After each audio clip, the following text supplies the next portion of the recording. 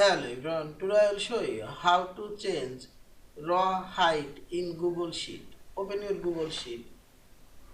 Now click on this raw serial number and select your raw. As this raw already selected. Now put your mouse cursor here and see this. Double arrow showing here. Now increase this or decrease.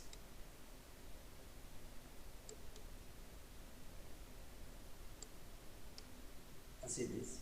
Also I'll change this raw.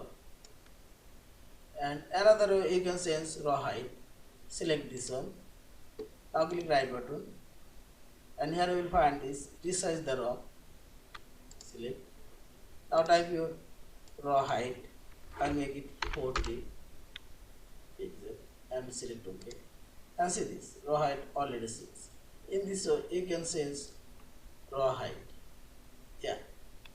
Thank you for watching. Please subscribe, like, share and comments.